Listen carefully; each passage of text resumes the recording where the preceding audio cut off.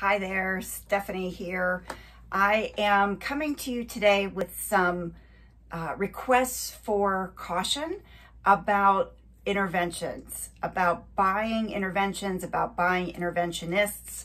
This seems to be the season of coming into some money for school districts in many cases. I know you're thinking, I wish our district would come into some money. But if you are receiving grant funding or if you have some federal pandemic funds that are needing to be spent, I want you to be extra cautious about the way that they get spent. So I've got three things I want you to think about.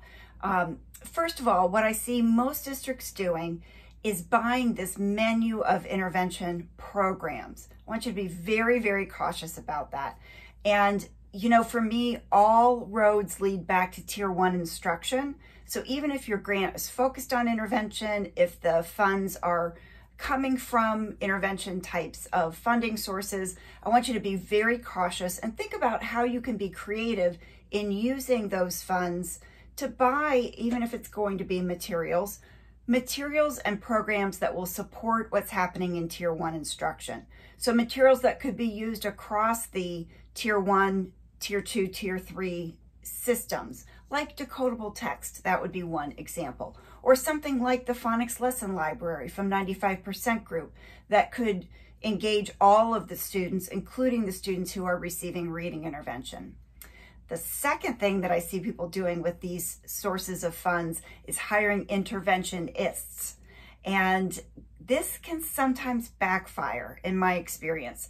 When you have more bodies who are directed towards remediating or intervening with reading difficulties, sometimes that sends the inadvertent message to classroom teachers that you don't need to be concerned about these students. Somebody else is going to deal with them somewhere else. And so I just want you to be very cautious when you're hiring folks and think again about being creative and flexible and bringing any new interventionists that you hire to Tier 1 instruction to help that classroom teacher and support that classroom teacher to differentiate the core instruction. That's where you're going to get the most bang for your buck.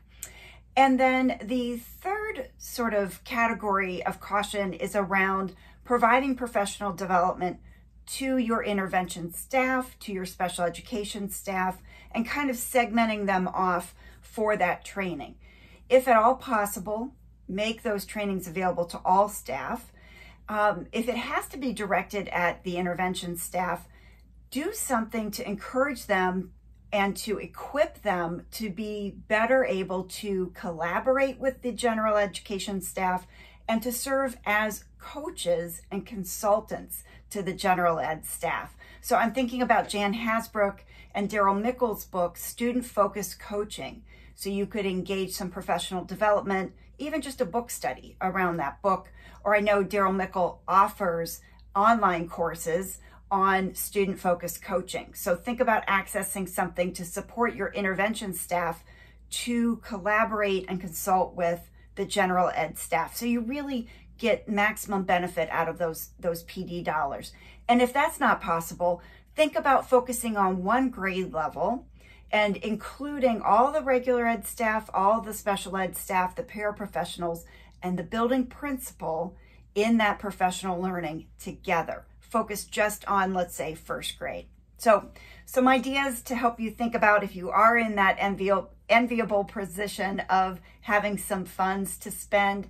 And if it seems like it's earmarked for intervention, hopefully I'm giving you ideas to stretch your thinking about how intervention dollars can support what's happening in Tier 1 instruction.